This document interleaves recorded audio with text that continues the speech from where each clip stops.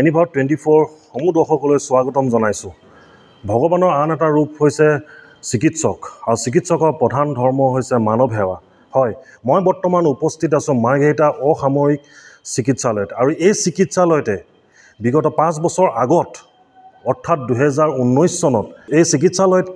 আপোনাৰ চিকিৎসক বিশিষ্ট চিকিৎসক এগৰাকী অভিজ্ঞ চিকিৎসক ডক্টৰ শচীন্দ্ৰ বৰ্মন ডাঙৰীয়াই পঞ্চকৰ্ম আয়ুৰ্বেদিক চিকিৎসা আৰম্ভ কৰিছিলে। এই বিষয়ে বৰ্তমান মোৰ লগত উপস্থিত আছে ডক্টৰ শচীন্দ্ৰ বৰ্মন ডাঙৰীয়া। আহকচোন তেওঁৰ পৰা কিছু কথা আমি জানিবলৈ চেষ্টা কৰোঁ। নমস্কাৰ। পোনপ্ৰথমে আপোনাক এনিভাৰ 24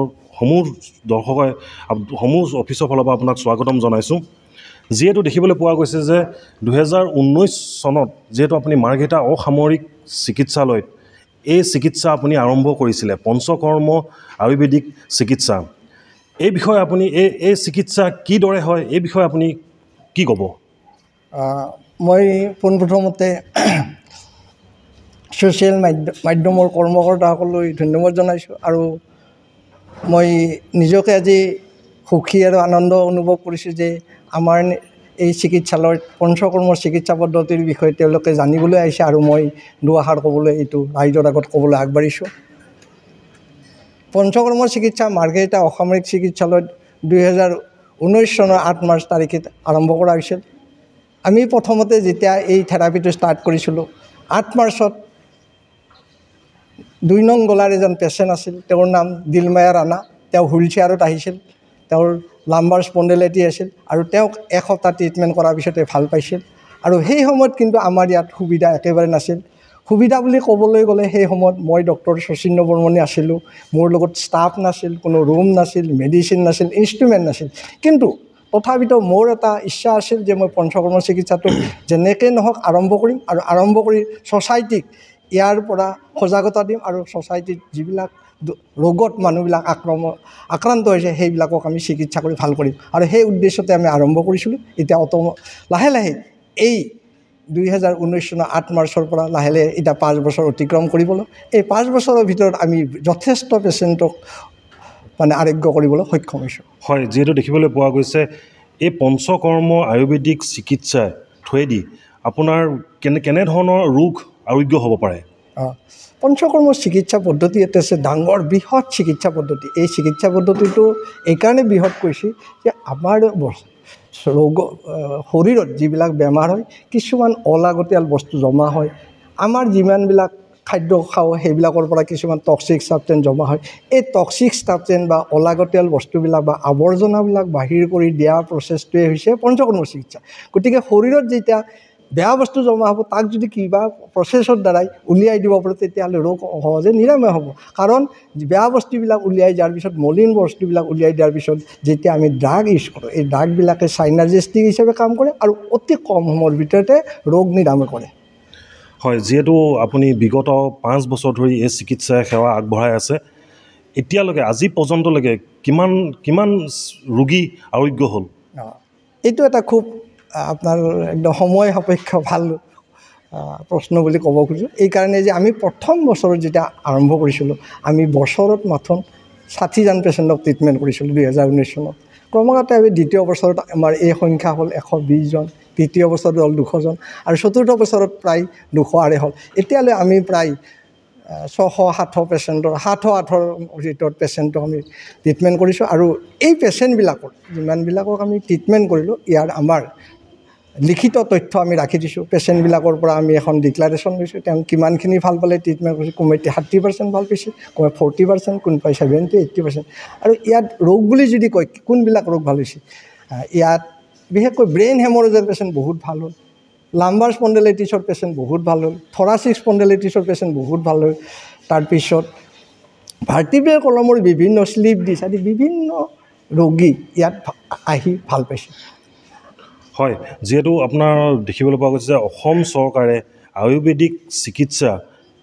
কিমান ডেভেলপমেণ্টৰ কাৰণে আপোনাৰ আগবাঢ়িছে? এইটো এটা ক'বলৈ গ'লে আয়ুৰ্বেদিক ছিষ্টেমটো বা আগৰ কংগ্ৰেছৰ ভাৰতবৰ্ষ স্বাধীন হোৱাৰ পিছত কংগ্ৰেছ চৰকাৰে বা বিজেপি চৰকাৰে যি ধৰণে গুৰুত্ব দিব লাগিছিল কিন্তু আজিৰ তাৰিখত দেখা গৈছে সেই ধৰণে গুৰুত্ব দিয়া নাই। মই এটা সৰু উদাহৰণ দিছোঁ যে যিবিলাক মানুহ স্কিল মানুহ যিবিলাক স্পেচিয়েলিষ্ট মানুহ তেওঁৰ স্কিলটোক ব্যৱহাৰ কৰিবৰ কাৰণে গভৰ্ণমেণ্টে কিছুমান সুবিধা দিয়ে উদাহৰণস্বৰূপে মই কোনোদিনো সাক্ষাৎকাৰত এই কথাটো কোৱা নাছিলোঁ আজি মাত্ৰ কৈছোঁ যে মই পষ্ট গ্ৰেজুৱেশ্যন কৰিছিলোঁ ইভেন মই পষ্ট গ্ৰেজুৱেশ্যন কৰাৰ কাৰণে গভৰ্ণমেণ্টে মোক স্কলাৰশ্বিপ দি উৎকল ইউনিভাৰ্চিটিত পঢ়াইছে মই স্কলাৰশ্বিপ পাই অসম গভৰ্ণমেণ্টলৈ আহিলোঁ কিন্তু আজিও মই পি জিৰ যিটো মান্যতা যে আজিকালি MBBS ডক্টৰবিলাক হওক ভেটেনাৰী ডক্টৰবিলাক আজি জেনেৰেল ছায়েন্সৰ কথা কওক কোনোবাই ফিজিক্সত PhD কৰিছে কেমেষ্ট্ৰিত PhD তেওঁ এটা এক্সট্ৰা তেওঁৰ মানে ডিগ্ৰীটোক মান্যতা প্ৰদান কৰি এটা ইনক্ৰিমেণ্ট দিয়ে কিন্তু আয়ুৰ্বেদিক ডক্টৰসকলক আজিলৈ এই ইনক্ৰিমেণ্টটো দিয়ে মই চাকৰি কৰাৰ প্ৰথম দিনৰ পৰা মই 1995ৰ 1 জানুৱাৰী 24 তাৰিখে জন্ম 24 তাৰিখৰ পৰা মই post graduation scholarship post graduation ইনক্ৰিমেণ্টৰ কাৰণে এপ্লাই কৰিছিলোঁ আজি ধৰক মই গৈ চাকৰি জীৱনৰ 29 ইয়াৰ্ছ পাৰ হ'ল হয়তো 8 মাহ পিছতে মই ৰিটায়াৰমেণ্ট হ'ম কিন্তু আজিলৈ এই চৰকাৰে কিন্তু মোৰ পষ্ট গ্ৰেজুৱেশ্যন যিটো ইনক্ৰিমেণ্ট এইটো নিদিলে এইখিনিতে মই এটা কথা কওঁ চৰকাৰক অনুৰোধ জনাইছোঁ যে আমাৰ নিচিনা যিবিলাক মই একেবাৰে স্কিল বুলি নকওঁ কিন্তু মোৰ এটা মন আছে যে আমি স্পেচিয়েল কিছুমান ট্ৰিটমেণ্ট কৰিম যিবিলাক কৰিব নোৱাৰে আৰু সেইটোৰ কথা আগত ৰাখিয়ে মই পঞ্চকৰ্ম থেৰাপি ষ্টাৰ্ট কৰিলোঁ মই চৰকাৰৰ ওচৰত অনুৰোধ কৰিছোঁ যে চৰকাৰে আজিও যদি মোৰ PG ইনক্ৰিমেণ্টটো মান্যতা দিয়ে মোক PG যিখিনি মই প্ৰাপ্য বস্তু সেইখিনি দিয়ে মই কথা দিছোঁ সেই যিখিনি পইচা যদি মোক আজিও দিয়ে তেতিয়াহ'লে সেই পইচাখিনি মই পাৰ্চনেলি খৰচ নকৰোঁ সেই পইচাখিনি মাৰ্ঘেৰিটা অসামৰিক চিকিৎসালয়ত যদি পঞ্চকৰ্ম ইউনিট হয় সেই পঞ্চকৰ্ম ইউনিটৰ সন্মুখত মই চৰকৰ এটা ষ্টেচু ষ্টাৰ্ট কৰিম সেই পইচাটো দিলেহে সেই পইচাটো মই ঘৰত নিলে মই কমিট কৰিছোঁ যাতে আমাৰ যিটো শিক্ষাৰ যিটো মান্যতা পষ্ট গ্ৰেজুৱেশ্যন আমি PhD কৰিছোঁ MD কৰিছোঁ MS কৰিছোঁ আয়ুৰ্বেদিক ডক্টৰবিলাকৰ সেই মান্যতাটো দিলে অনাগত সময়ত আয়ুৰ্বেদিক ডক্টৰবিলাকৰ স্পেচিয়েলিষ্ট ডক্টৰবিলাকৰ নতুন চিকিৎসাৰ দ্বাৰাই বহুত ৰোগীক নৰ্থ ইষ্টত নিৰাময় কৰিবলৈ সক্ষম হ'ব হয় পঞ্চকৰ্ম আয়ুৰ্বেদিক চিকিৎসা অকল মাৰ্ঘেৰিটা অসামৰিক চিকিৎসালয়তে আছেনে অসমৰ আৰু বিভিন্ন ঠাইতো এতিয়া বৰ্তমান আৰম্ভ কৰা হৈছে এইটো এটা ডাঙৰ কথা যে পঞ্চকৰ্ম চিকিৎসা মাৰ্ঘেৰিটা অসমৰ চিকিৎসালয় পেৰিফেৰিয়েল হস্পিটেল যিবিলাক আছে যেনে চিভিল হস্পিটেল ধৰক কেৱল যেনেকৈ মেডিকেল কলেজ ডিব্ৰুগড়ত ঠিক তেনেকৈ আয়ুৰ্বেদিক কলেজ এখন ক'ত আছে গুৱাহাটী জালুকবাৰীত আছে জালুকবাৰীত কিন্তু এটা ছেটআপ আছে কিন্তু বাকী অসমৰো কোনো পেৰিফেৰিয়েল কোনো চিভিল হস্পিটেল হওক CHC হওক FRO হওক সাব ডিভিজনেল হস্পিটেল হওক কোনো অসমৰ কোনো হস্পিটেল অকল অসম বুলি নহয় নৰ্থ ইষ্টৰ কোনো এখন হস্পিটেলৰে পঞ্চকৰ্মৰ ছেটআপ নাই আমি মাৰ্ঘেৰিটাবাসী মানে গৌৰৱ কৰিব পাৰোঁ যে আমি মাৰ্ঘেৰিটাত এনেকুৱা এটা চিকিৎসা পদ্ধতি ষ্টাৰ্ট কৰিবলৈ সক্ষম হৈছোঁ হয় আপোনাক ধন্যবাদ জনাইছোঁ এইখিনিতে ক'ব লাগিব আমাৰ মাজত এগৰাকী ছাত্ৰ নেতা উপস্থিত আছে টাই-হোম যুৱ পৰিষদ অসম কেন্দ্ৰীয় প্ৰচাৰ সম্পাদক ৰাজীৱ বৰুৱা ডাঙৰীয়া আৰু তেখেতৰ পৰা কিছু কথা আমি জানিবলৈ চেষ্টা কৰিছোঁ পোনপ্ৰথমে আপোনাক স্বাগতম জনাইছোঁ হয় ধন্যবাদ যিহেতু দেখিবলৈ পোৱা গৈছে যে 2019 চনত মাৰ্ঘেৰিটা অসামৰিক চিকিৎসালয়ত বিশিষ্ট আৰু অভিজ্ঞ চিকিৎসক ডক্টৰ শচীন্দ্ৰ বৰ্মন ডাঙৰীয়াই যি চিকিৎসা আৰম্ভ কৰিছিলে পঞ্চকৰ্ম আয়ুৰ্বেদিক চিকিৎসা এই বিষয়ে আপুনি কি ক'ব হয় আমি দেখিবলৈ পাইছোঁ যে 2019 চনৰ পৰা আমাৰ মাৰ্ঘেৰিটা অসামৰিক চিকিৎসালয় বৰ্মন ছাৰৰ যি শচীন্দ্ৰ কুমাৰ বৰ্মন ছাৰৰ নেতৃত্বত যে পঞ্চকৰ্ম চিকিৎসা এটা আৰম্ভ কৰা হৈছে আৰু আমি ইতিমধ্যে দেখাও পাইছোঁ যে বিভিন্নজন ৰোগী যিসকলৰ পেৰালাইজ হৈছে বা বিভিন্ন ধৰণৰ এনেকুৱা ডাঙৰ যিবোৰ বেমাৰত ভুগি থকা ৰোগীসকল ভাল নহয় ঘৰতে বহি থকা ৰোগীসকলক আমাৰ ছাৰৰ নেতৃত্বত যি পঞ্চকৰ্ম থেৰাপিৰ যোগেদি তেওঁলোকে ইতিমধ্যে ভাল পোৱা আমি দেখা পাইছোঁ বহুতো পেচেণ্ট আমি দেখা পাইছোঁ আৰু বিশেষকৈ আৰু এটা কথা ক'ব লাগিব যিহেতু পঞ্চকৰ্ম চিকিৎসা পদ্ধতিত আমি এটা দেখা পাইছোঁ যে এই যিসমূহ আপোনালোকৰ আমাৰ ধৰক নিমপাতে হওক বা পচতীয়াই হওক বা এনাপাতে হওক যিবোৰ এনে সাধাৰণতে ৰাস্তা ঘাটে হওক বিভিন্ন ঠাইত ওলাই থাকে তাৰ জৰিয়তে সেইসমূহ ব্যৱহাৰ কৰি তেওঁলোকে যি ছাৰে আমাৰ ৰোগীসকলক ঠিক নিৰোগী কৰা এটা যি প্ৰচেষ্টা অব্যাহত ৰাখিছে ইয়াক আমি ধন্যবাদ জ্ঞাপন কৰিছোঁ আৰু বিশেষকৈ এই চিকিৎসা পদ্ধতিৰ যোগেদি কেৱল ৰোগীসকলে নিৰাময় হ'ব এইটোৱে নহয় যে ইয়াৰ লগতে যিসকল গাঁৱৰ সৰ্বসাধাৰণ ৰাইজ ইয়াৰ দ্বাৰা যিসমূহ পাঠসমূহ আনি ছাৰক এনেকুৱা পঞ্চকৰ্ম চিকিৎসালয়ত ইয়াত দিব পাৰিব দিলে ছাৰে ইতিমধ্যে কৈছে যে সিহঁতি এটা নিজৰ প্ৰাপ্য এটা পাবলৈ যি কিবা এটা টকা পাবলৈ সক্ষম হ'ব আৰু আমি এই অসম চৰকাৰক আমি আহ্বান জনাব বিচাৰিছোঁ যে এই পঞ্চকৰ্ম চিকিৎসা পদ্ধতিটো গোটেই অসমত যদি প্ৰত্যেকখন যদি চৰকাৰী হস্পিটেলত চিকিৎসালয়ত যদি এটা ব্যৱস্থা কৰে তেতিয়া আমি ভাবোঁ আমাৰ যিসকল সৰ্বসাধাৰণ ৰাইজ যিসকল বেমাৰত ভুগি বিভিন্ন ধৰণৰ বেমাৰত ভুগি তেওঁলোকে ঘৰত আছে বা বিভিন্ন ধৰণৰ ইতিমধ্যে ছাৰে কৈ গৈছে এই বেমাৰসমূহত যিসকলে ভুক্তভোগী হৈ আছে তেতিয়া এই পদ্ধতিটো যদি প্ৰত্যেকখন যদি চিকিৎসালয়ত চৰকাৰী চিকিৎসালয়ত হ'লে মতে কি হ'ব তাত ৰোগীসকল নিৰোগী হ'ব আৰু আমাৰ অসমখন আৰু এখোজ আগুৱাই যাব বুলি আমি অনুভৱ কৰিছোঁ আমি মাননীয় অসম চৰকাৰৰ মাননীয় সন্মানীয় মুখ্যমন্ত্ৰী হিমন্ত বিশ্ব শৰ্মা ডাঙৰীয়ালৈ আমি অনুৰোধ জনাব বিচাৰিছোঁ যাতে এই চিকিৎসা পদ্ধতিটোৰ ওপৰত আপোনালোকে গুৰুত্ব দিয়ক যাতে আমাৰ জনসাধাৰণে ইয়াৰ জৰিয়তে যাতে উপকৃত হয় এইখিনিয়ে গ'ল হয় আপোনাক ধন্যবাদ জ্ঞাপন কৰিছোঁ যিহেতু আপোনাৰ দেখিবলৈ পোৱা গৈছে বৰ্তমান মোৰ সতীৰ্থই সমগ্ৰ আপোনাৰ ইয়াৰ পৰিস্থিতিটো দেখাবলৈ চেষ্টা কৰিব যিহেতু আপোনাৰ ইয়াৰ ভিতৰত আপোনাৰ চিকিৎসা চলি আছে এজন ৰোগীৰ আপোনাৰ বৰ্তমান চিকিৎসা চলি আছে তেখেত এতিয়া বৰ্তমান আপোনাৰ ইয়াত চিকিৎসা চলি আছে ঠিক আছে বৰ্তমান আমি ক'ব বিচাৰোঁ যে এই ৰোগীগৰাকীৰ অভিভাৱক বৰ্তমান ইয়াত উপস্থিত আছে আহকচোন তেওঁৰ পৰা কিছু কথা আমি জানিবলৈ চেষ্টা কৰোঁ হয় আপোনাক যিহেতু আপোনাৰ আপুনি ক'ৰ পৰা আহিছে মই তিনিচুকীয়াৰ পৰা আহিছোঁ হয় আপোনাৰ ৰোগী আপোনাৰ মোৰ দেউতা হয় হয় মানে তেওঁ কি বৰ্তমান কি ৰোগত তেওঁ আক্ৰান্ত হৈ আছে ৰোগত মানে তেওঁৰ আমি চিটি স্কেন কৰাইছিলোঁ কি বুলি কয় ওৱান চাইড লেফ্ট ছাইডটো অকণমান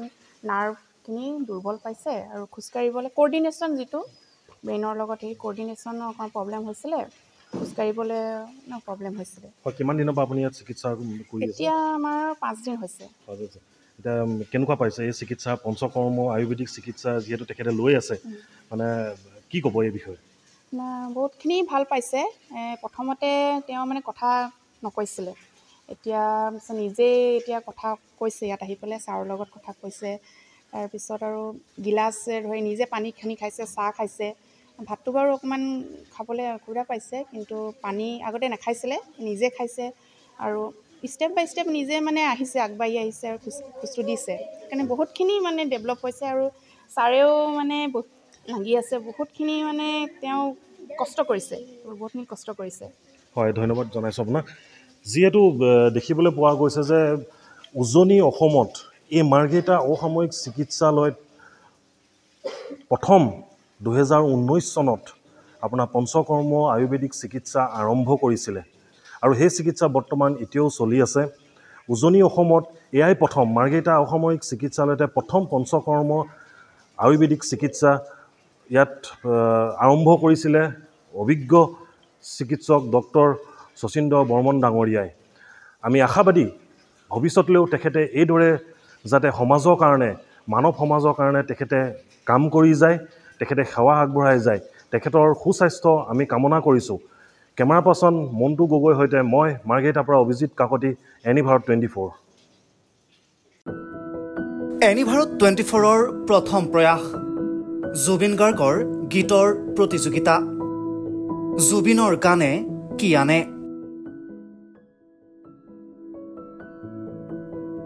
অডিশ্যনৰ বাবে যোগাযোগ কৰক 8638661821 আৰু 8812831556 নম্বৰত এনি ভাৰত 24 উদ্যোগত এটা নতুন সংগীতৰ প্ৰতিযোগিতা আয়োজন কৰা হৈছে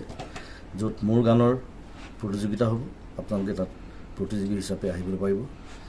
আৰু মোৰ ফালৰ পৰা আন্তৰিক শুভকামনা জনাইছোঁ আৰু অনুষ্ঠানটোৰ নাম হৈছে গানে কি আনে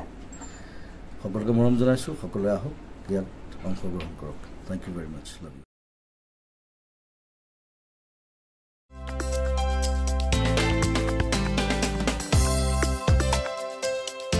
আপোনাৰ ঘৰখন আৰু অফিচ চালে চকুৰুৱাকৈ সজাওক আজি আহক সকলো ধৰণৰ অত্যাধুনিক ফাৰ্নিচাৰৰ বাবে সিটি ফাৰ্নিচাৰ 6 মাইল গুৱাহাটী আমাৰ ঠিকনা 6 মাইল পাঞ্জাবাৰী ৰোড পুৰবিদাৰীৰ সন্মুখত গুৱাহাটী আমাৰ যোগাযোগ নম্বৰ 9435013969